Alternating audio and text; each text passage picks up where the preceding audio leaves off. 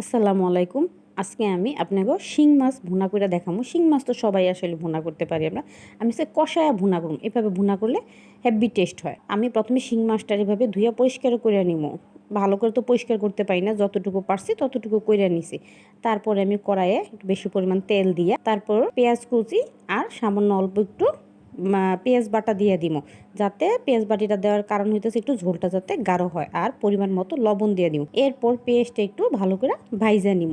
ভাজা হইলে এর ভিতরে আমি অল্প জিরা গুঁড়া, ধনিয়া গুঁড়া, হলুদ গুঁড়া দিয়ে দিব, আর সামান্য একটুখানি মরিচ বাটা দিয়ে দিব। আর এখানে আপনারা মরিচ গুঁড়োও দিতে পারেন। মরিচ বাটাটা দিলে এটার গন্ধটা সুন্দর হয়, তাই আমি একটু মরিচ বাটাটা দিব। আর গন্ধটাও সুন্দর হয়, কালারটাও সুন্দর হয়। এরপর আমি একটু কয়েকটা কাঁচামরিচ দিব। এরপর আমি কিছু কাঁচামরিচ আবার দিব, কারণ একটু ঝাল ঝাল করে ভুনা করবো শিং মাছটারে। তারপর আমি কিছু টমেটো দিয়ে দিলাম। টমেটোটা একটু ভালো করে কষানোর পরে আমি আগে থেকে যে শিং মাছটা রাখছিলাম এটা আমি ছোট ছোট পিস করে কাইটে নিছি।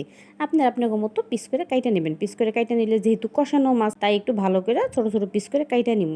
যখন কাটা হয়ে যাবে এর ভিতরে দিয়ে ভালো করে এটারে কষাইয়া নিব। আমি এটার ভিতরে আগলা কোনো পানি ব্যবহার করবো না। এটার থেকে যে তেলটা বাইরে এবার পানিটা বেরো ওইটা দিয়ে আমি রান্না করে ফেলবো। এভাবে আস্তে আস্তে আপনারা অল্প আঁচে দিয়ে দিয়ে এটার ভালো করে কষাইয়া নেবেন। এরপর আমি কিছু কাঁচামরিচ আর ধইনা পাতা উপর দিকে ছিটাইয়া দিয়ে আবার একটু ভালো করে এটারে কষাইয়া নিব। যখন দেখবেন তেলটা উপরে উঠে আসছে এরকম হয়েছে, তখন আমি নামাই ফেলবো। বাসায় ট্রাই করে আশা করি ভালো লাগবে। আল্লাহ হাফিজ। আর রান্নাগুলো যদি আপনাকে ভালো লেগে থাকে, প্লিজ প্লিজ আমার চ্যানেলটা সাবস্ক্রাইব করে দেবেন।